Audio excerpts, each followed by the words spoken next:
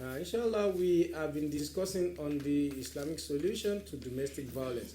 Said domestic violence Islamic solution. Inshallah, as you all have been watching, we have barrister Nurudeen Asunogie in the studio. Inshallah, discussing on the topic. And inshallah, he is, as we all know, he is a barrister who has the knowledge, the conventional. Law, I mean the law of the conventional and also the Islamic law, inshallah. He is a counselor par excellence, like I said earlier. Also, lecturer of today is one of the human rights activists that we have in Nigeria. So this topic is a very good one for him to discuss. So our brother Abdulaziz. No. Alhamdulillah, just you must have listened to what the Sheikh has been saying so far. But inshallah, Azza wa Jalla, you are going to hear all over again, inshallah, if Allah permits, inshallah.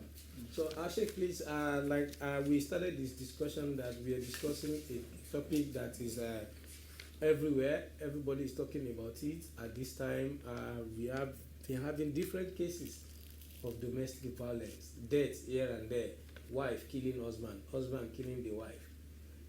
This is just issue of the problem that has been happening in the house. Sir, what is the take of Islam about domestic violence and what is the Islamic solution? Well, thank you. Like the points I was trying to make before the suppliers of public power decided to practice their banditry, which they are very good at on us, I said there is absolutely nothing strange or novel about domestic violence. It was there in the time of the Prophet, may Allah be pleased with him. And we said what drives domestic violence is the issue of wanting to massage ego. There is a space in the family setting that the individual, depending on which of the spouses is stronger, wants to dominate that space, wants to control, because the domination of space would mean that you determine how others within that space behave. You control the behavior of those persons in that space, whether it's your wife or your husband or children. Domestic violence is the same thing as domestic abuse. It's the same thing as intimate partner abuse. It is usually done by persons who are in close proximity, people who are into matrimonial relationship or who are a product of a matrimonial relationship. And we did say that it runs contrary to what the principle or philosophy of marriage in Islam is. Because Allah subhanahu wa ta'ala had defined marriage as a sanctuary of love and mercy. And so how does one reconcile, is diametrically at variance to what marriage in Islam was supposed to mean. And we have again said that Allah had projected man into a world that was studiously made malleable, because it is within the context of the malleability of the world into which man was projected that you can exercise your function as a moral agent. And so if we were to deal with the issue of morality, the individual who must become practitioner, who is required to fulfill that you refer to as morality, must be one who is willing, who volitionally, as it were, will enter into an ethical relationship with itself. And so when that individual is unable to practice this, what you find, of course, is that you take advantage of that situation and wanting to oppress and to dominate others. And what was it that the Prophet ﷺ said? The Prophet ﷺ said, I am the best amongst you. What was the platform he stood to appropriate that title? It was not a title that was hollow. It was not a title that was just to massage or to assuage, as it were, his hubristic proclivity. It was a title that was well-earned, and he justified this by saying, I'm the best because I was best in conduct towards my partner, towards my family. He said the most honorable, the most dignified being amongst you is the one who was nicest. He went on to say that the whole act of Catholicity or practice of charity acquires meaning, the best of meaning, when it is practiced on the family. In other words, that the best of charity is not what you give outside, it is the one you practice on the wife.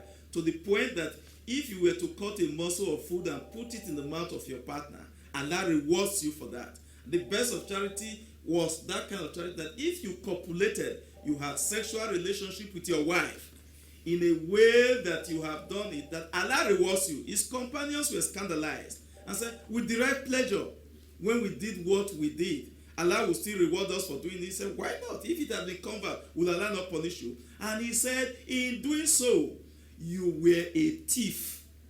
If you got satisfied, it is an abuse. If you just went there, you got satisfied without necessarily bringing your wife to that same state of satisfaction.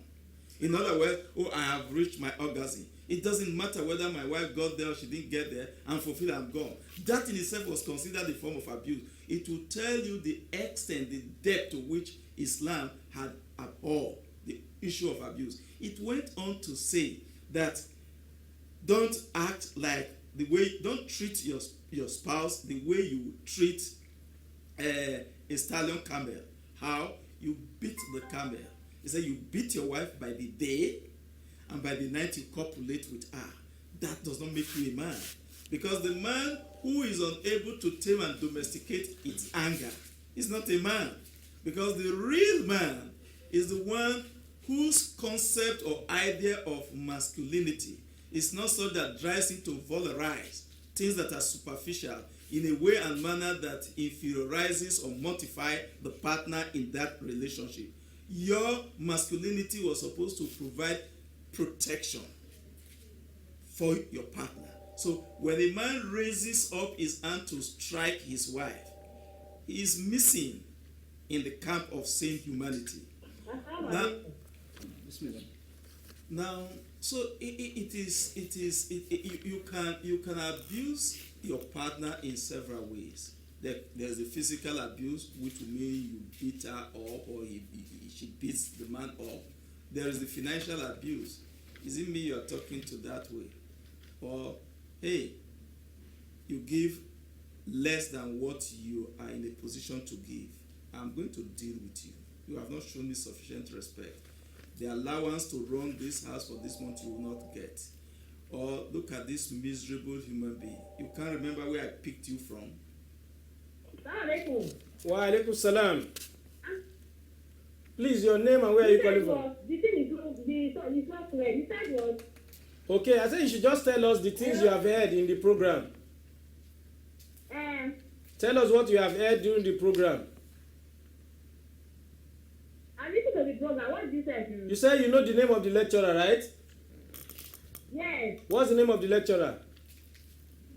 Ustaz Nurudeen Asunogie. And the topic? Domestic violence. Domestic violence. Solution.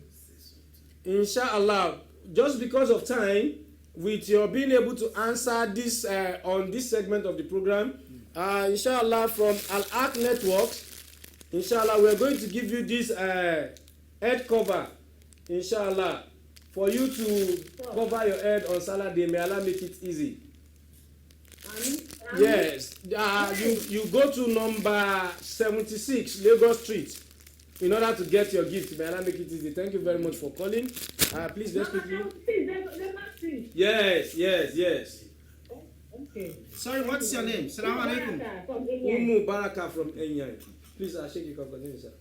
So you find out that yes, you could decide that, okay, is it me you're talking to? I am going to punish you. I will not take you to bed. There was a particular lady who had complained to me several years back that it's only in the month of Ramadan that the husband goes to bed with her. Outside the month of Ramadan, forget it. If they survive till another Ramadan, that is when it happens again. Meanwhile, the position of Islam is clear that you can't do that. If you have reasons to say I will not continue, just ask that the woman should go. Or you just look at her, you come from a very miserable family. Or you compare, look at you. Are you a human being? Is it how your mates look like? Look at that other woman. You are not worth all of those ladies who had asked me to marry them. You do all of that to remove her self-worth, self-esteem, and stuff like that. These are different forms by which people could be abused. And Islam frowns at this. And it explains why the Prophet Islam said, the nicest of you is the one who had practiced that. And charity must begin from home. Or you just say, hey, if you stepped out of that house, then just know who between you and me who is the master. The lady has a right to go out to do legitimate things. She has a right to own properties. She has a right to acquire knowledge. You can't continue to pursue that knowledge. I have granted you at home. If you do not want her to step out, for example, to go out and get the knowledge, you are to provide that. Once you do not provide, off she goes. Sorry, sir, we have another caller on the line. Assalamu alaikum. Hello. Hello, Good evening. Good evening. Hello, good evening. Good evening. Please, your name and where are you calling from? Okay, I'm Franca. I'm calling from Aduawa. Okay. I've been listening to your program, so I have a question. Okay. Go ahead. I watched a video recently that went viral. You know, there was a man who was mercilessly flogging a young girl. She wore hijab and all that. But with their language, the language they speak, you knew they were Hausa, you know, and somebody was recording it, you know, and he was flogging her mercilessly. You know, the video went viral. The person said that it is allowed in Islam for a husband to flog the wife that way. So what we're seeing is part of Islamic tradition or whatever, that the husband can flog the wife mercilessly that way. Is it true? Well, that is the most Islam, the Prophet Islam said, if you were unable to tame your anger and your wife offends you, if you must strike her, fold the tip of the dress you are wearing and use it to hit her. Would that amount to beating? Is tantamount to romancing her. So in it, what you saw in that video, some of us saw the video was barbaric, is un-Islamic. It has no place in Islam at all. Except that man reconciles with that woman and begs and gets the woman to say, I have forgiven you. On the day of accountability, that woman will take his pound of flesh from him. What he had done does not meet what the Prophet Islam said, does not meet what the Quran says. And so if whatever any individual does is not as prescribed by Islam or by Allah in the Quran, that individual, what he has done is completely outside the fold of Islam. So it is untrue that Islam permits men to subjugate. In fact, except that Islam, for example, places men and women at the state at level of parity. A woman's fast, for example, is not inferior to the fast of a man. A woman's act of charity is not. But when the Quran says woman is placed under man, it is with responsibility that the man becomes protective of the woman, the man becomes the caretaker of the woman, the man becomes the provider of the woman, not the abuser of the woman. So wherever you find an abuse, that particular individual is outside the fold of Islam. So whatever piece of information that was communicated to you to the contrary of what I have just said now does not represent Islam. Now, Alhamdulillah, we thank that caller. We still have more other callers on the line, but we just have to keep pending them because we want to really enjoy our Sheikh. Now, I know you have questions, and I also have two. I want to ask Sheikh, please, we have a call on the line. Assalamu alaikum. Assalamu alaikum. The number to call is rightly displayed on your screen. You can easily call us in case you have one or two contributions to make. And remember, when you call at this segment of the program, we just ask you very few questions. And if you're able to answer it, you win any of these gifts that we have in the studio. Yes, mashallah. So we're going to take our question, please. Okay, please. Yes, Jazakallah khairan for the clarification so far. My question is based on this. We have another caller on the line. Assalamu alaikum. Assalamu alaikum. I think we've lost that call. All the while you've been giving your talk, you have based domestic violence on the male to the female. And my question is, does this also go the other way? Yeah, whoever practices it, there are situations where the woman, of course, is the breadwinner. The man perhaps probably loses his job, or the man was married to the daughter of a very wealthy person. And so you are continually reminded that, hey, that vehicle was given to us during our marriage by my father. You miserable whatever. That job you are doing now, remember that my father's influence was what gave it to you. These are forms of different forms by which your partner could be abused. Calculated punishments for domestic violence in the Sharia, and as well as maybe our viewers will be keen to know, because you're also an expert in the conventional law system. Maybe you can throw more light on both punishments, inshallah. Well, you see, in Islam, like we said when we were starting off, the issue of domestic violence is a sufficient ground for you to separate the partners. It is wrong for people to say, for the sake of children, continue to endure. If you are married to a beast, Islam encourages you to walk out of that marriage. In fact, it's one of the grounds for you to walk out. Under the conventional whatever, there are violent against women, whatever. Edo State recently passed one. And there are different forms of punishment once your wife. It includes, for example, that of Edo State. You cannot stay in a house together and say, oh, I built this house. And so you get out of my house. It is you, the man, who will have to get out of that house. Because there is no way you own a house, for example, that was built while your wife was there. You say, Nami built the house because I was the one working. She was at home. It's not true. She had contributed one way or the other. But if anybody will have to leave, you are the one who will leave ultimately.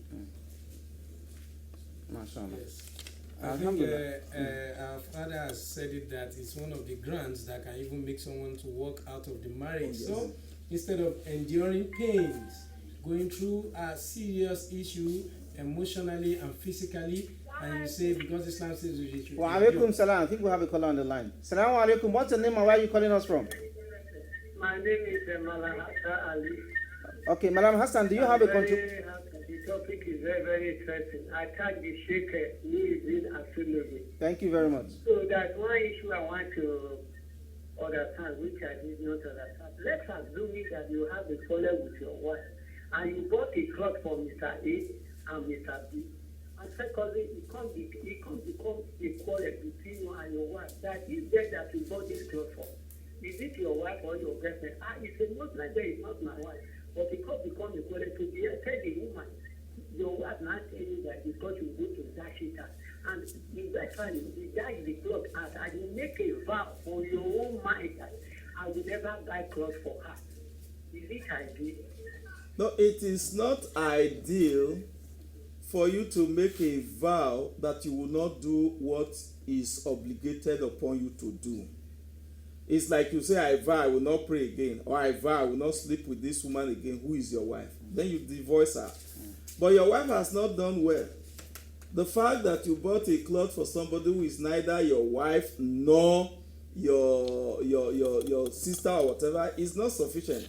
You could just buy, because you just felt that this person requires this thing as an act of charity. Oh, this person does not have, and so you give. Your wife can make gifts too, but if your wife has to behave in that particular way, it will mean that that man has not operated in a way that earned the trust of the wife.